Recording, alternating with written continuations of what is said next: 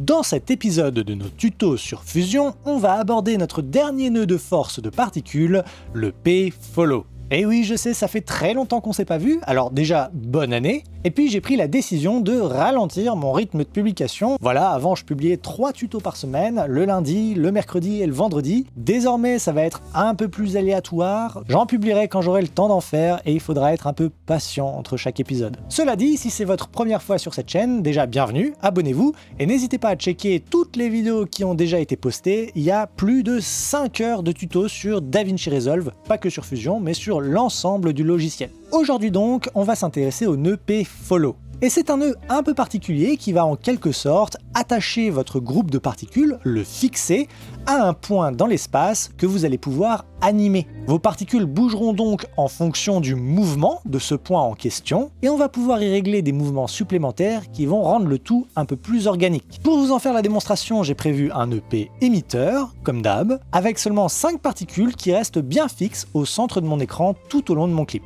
Je vais donc y ajouter mon nœud p-follow juste après, et dans l'inspector, on peut voir un petit nombre de paramètres à régler. Tout d'abord, on va avoir un groupe position, avec des coordonnées à régler, ça va être les coordonnées de ce fameux point auquel mes particules vont être fixées. Je peux modifier l'emplacement de ce point bien évidemment depuis l'inspector, mais je peux aussi très bien le déplacer directement sur mon écran. Alors allons-y, on va animer ce point de notre p-follow.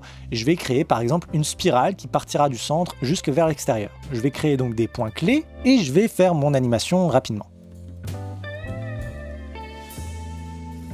Après avoir créé tous mes points clés, lorsque je fais play, je peux désormais observer mes particules suivre ce point de mon p-follow comme si j'avais animé les particules directement. Ça, c'est le premier point pour bien comprendre ce nœud de force. C'est comme si vous aviez relié chacune de vos particules au point du p-follow via une corde ou un ressort.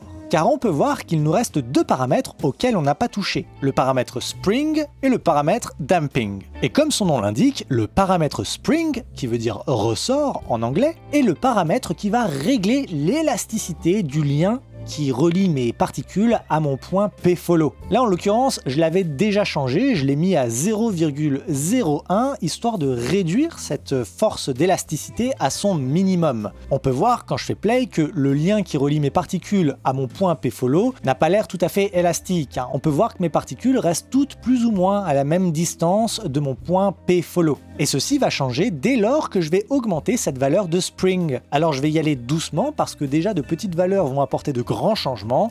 Je vais mettre par exemple 0,1.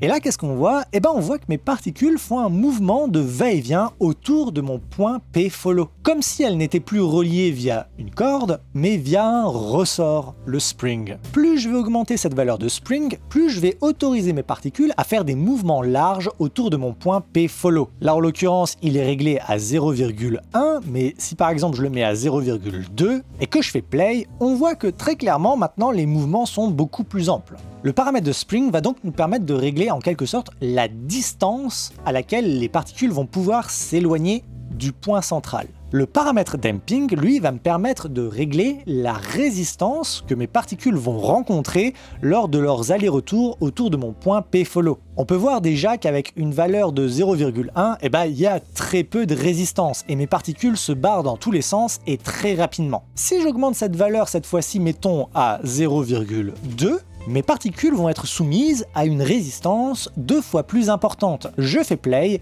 et on voit désormais que mes particules ont beaucoup plus de mal à s'éloigner de mon point central. Elles sont soumises à une résistance. On va pas se mentir, le nœud p-follow tout seul avec ces 5 petits points qui ne bougent pas n'est pas très intéressant. Mais si je change les paramètres de mon nœud p-émetteur afin qu'il m'émette 10 particules par image et que je fais play avec le même p-follow qu'avant, on peut tout de suite obtenir des résultats beaucoup plus intéressants.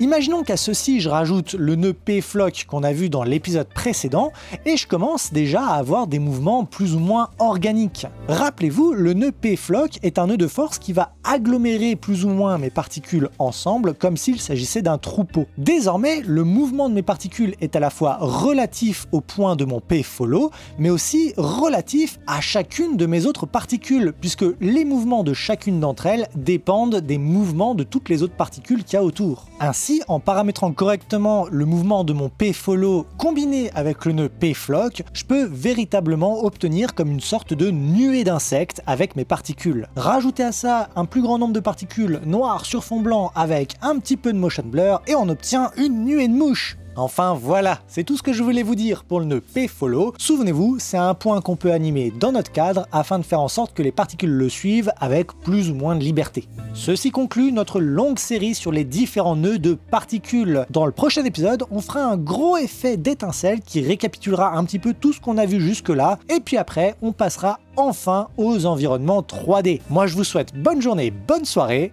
en attendant la prochaine, ciao!